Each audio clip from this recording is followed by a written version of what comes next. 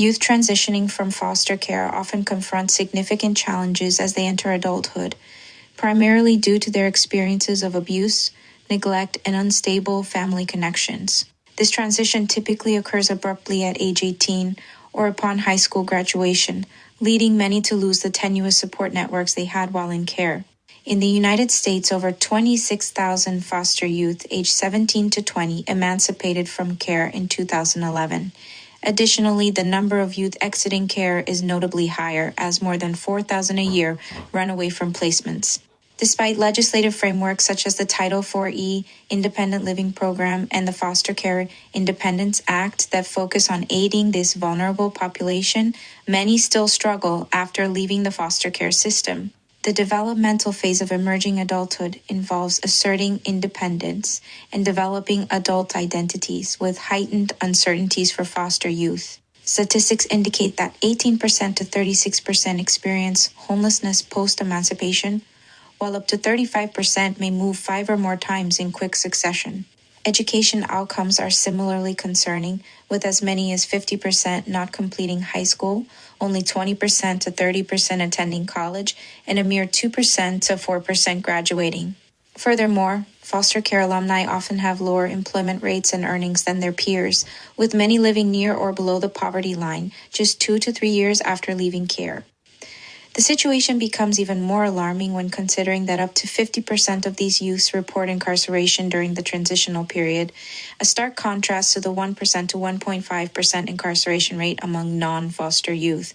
Mental health issues are prevalent, with studies showing that 42% of former foster youth report depression within the first year of leaving the system, compared to 27% of their peers. The issues disproportionately affect youth of color, who face systemic challenges that further complicate their transitions. However, many foster care alumni do manage to find stable housing, pursue education, and form relationships, underscoring the potential for resilience. It is essential to recognize that foster youth often endure neurobiological stress from a young age due to chronic abuse or neglect, frequently without the protective influence of caring adults. Trauma experienced in childhood significantly disrupts brain development, particularly affecting areas responsible for emotional regulation, decision-making, and stress response. The impact of such experiences can lead to alterations in the structure and function of the brain, as chronic stress activates the hypothalamic pituitary adrenal axis, resulting in elevated cortisol levels that can damage the hippocampus, a region critical for memory and learning. Additionally, the amygdala, which processes fear and emotional responses, may become hyperactive, heightening anxiety and impulsivity. While the prefrontal cortex, responsible for executive functions such as impulse control and reasoning, develops more slowly in response to this dysregulation. This imbalance manifests in behaviors often seen in youth transitioning from foster care, such as difficulty forming stable relationships, challenges in managing emotions, and heightened vulnerability to addiction or criminal behavior.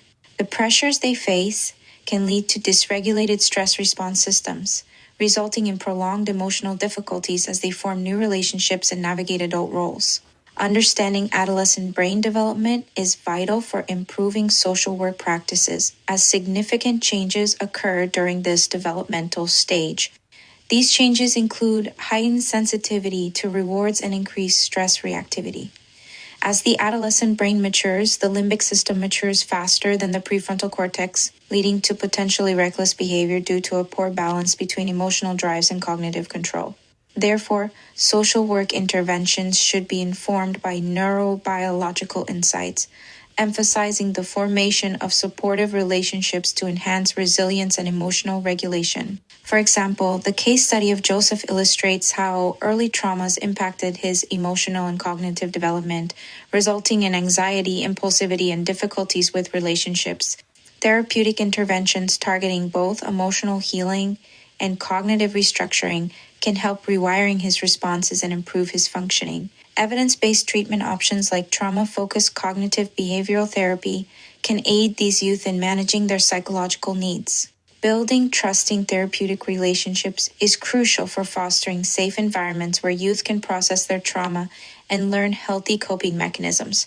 Ethical and informed social work practices should address relational aspects of care, guiding youth to develop healthier attachment strategies and cope with their past experiences. Transitional living programs can serve as vital environments that further support youth in transitioning to adulthood by providing stability and fostering growth. These programs often lead to better mental health outcomes, educational achievements, and overall life satisfaction. Supporting effective caregiving and relational experiences is fundamental to developing resilience among young adults emerging from foster care.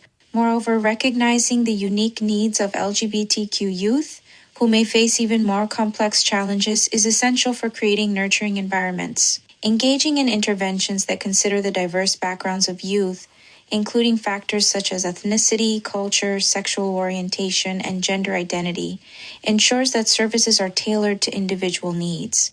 Policies promoting ongoing support for youth nearing or reaching adulthood are crucial.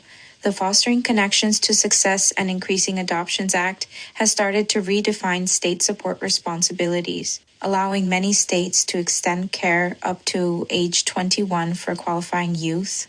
However, only slightly over half of the states have embraced this initiative. Continued advocacy is needed to ensure that all youth receive adequate support during this vital transition period. The United States should also ratify the United Nations Convention on the Rights of the Child, emphasizing the need for policies that foster development-friendly environments for youth in foster care.